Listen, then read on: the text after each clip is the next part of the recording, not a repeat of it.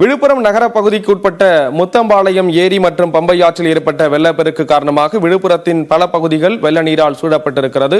பருந்து பார்வை காட்சிகளோடு கூடுதல் தகவல்களுடன் இணைகிறார் செய்தியாளர் குணாநிதி.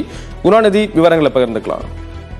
வணக்கம். அதாவது விழுப்புரம் மாவட்டத்தில் கடந்த 2 நாட்களாக பெய்த தொடர் கனமழை காரணமாக விழுப்புரம் மாவட்டத்தில் இருந்த நீர்நிலைகள் முழுவதுமாக ஏற்கனவே நிரம்பி இருந்த நிலையில் தென்பெண்ணை ஆற்றில் ஏற்பட்ட வெள்ளப்பெருக்கின் காரணமாக அதனுடைய கிளை நதியான பம்பை ஆற்றிலும் வெள்ளப்பெருக்கு ஏற்பட்டது. இதன் காரணமாக பாத்தீங்கன்னா அங்கிருந்து வெளியேறிய மழைநீர் என்பது விழுப்புரம் நகர பகுதி முழுவதுமாக சூழ்ந்துள்ளது. மிக குறிப்பாக விழுப்புரத்தில் இருந்து செஞ்சி செல்லக்கூடிய அந்த சாலை என்பது மழை நீரால் சூழப்பட்டு முழுவதுமாக அந்த போக்குவரத்து துண்டிக்கப்பட்டிருக்கிறது. இதே போல பாத்தீங்கன்னா முத்தாம்பாளையம் ஏரி உடைந்திலிருந்து வெளியேறிய மழைநீர் பாத்தீங்கன்னாக்கா அங்க இருக்கக்கூடிய குடியிருப்புகளையும் முழுவதுமாக சூழ்ந்திருக்கிறது. தற்போது நாம் பார்த்துக் கொண்டிருக்கக்கூடிய இந்த கழுகுப்பாறை காட்சியிலேயே தெரியும், ஒவ்வொரு வீடும் தனித்தனி தீவு போல மாறியிருப்பதை நம்மால் பார்க்க முடிகிறது. இதன் காரணமாக பொதுமக்களுடைய இயல்பு வாழ்க்கை என்பது பெருமளவு பாதிக்கப்பட்டிருக்கிறது. இதே போல பார்த்தீங்கன்னா தேசிய நெடுஞ்சாலையிலிருந்து விழுப்புரம் நகரத்திற்கு உள்ளே நுழையக்கூடிய சாலையும் இந்த மழை நீரால் சூழப்பட்டு அங்கும் அந்த போக்குவரத்து துண்டிப்பு என்பது ஏற்பட்டிருக்கிறது. இதன் காரணமாக பாத்தீங்கன்னா விழுப்புரமே இந்த வெள்ள பாதிப்பால் ஸ்தம்பித்து நிற்கிறது என்றே சொல்ல வேண்டும்.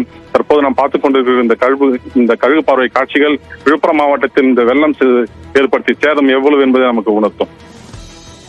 மழையின் காரணமாக போக்குவரத்து பாதிக்கப்பட்டிருக்கக்கூடிய ஒரு சூழல்ல என்னென்ன மாதிரியான மாற்று ஏற்பாடுகள் செய்யப்பட்டிருக்கு?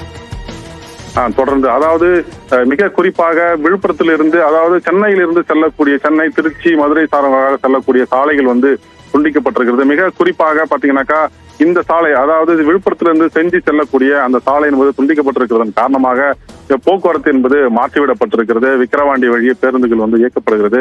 அதுவும் மிக குறைந்த அளவிலான பேருந்துகள் மட்டுமே இயக்கப்பட்டு வருகிறது. இதே போல பாத்தீங்கன்னா விழுப்புரம் நகரத்திற்கு உள் வரக்கூடிய அந்த சாலையும் மூழ்கி இருப்பதால் வரக்கூடிய வாகன ஓட்டிகள் கிட்டத்தட்ட 10 கிலோமீட்டர் சுற்றி ஜானகிபுரம் பைபாஸ் வழியாகவே விழுப்புரம் நகரத்துக்கு வரக்கூடிய ஒரு சூழலும் ஏற்பட்டிருக்கிறது.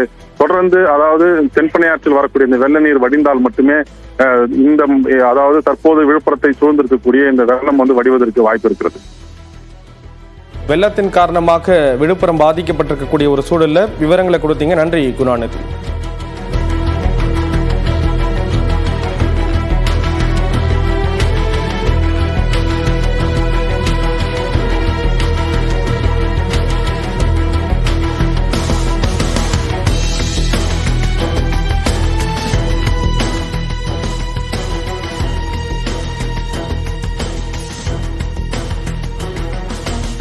மழை காரணமாக பல பாதிப்புகளை பல மாவட்டங்கள் சந்தித்திருக்கக்கூடிய ஒரு சூழலில் அது தொடர்பான சிறப்பு நேரலையை தொடர்ந்து பார்க்கலாம். சிறிய இடைவேளைக்கு பிறகு.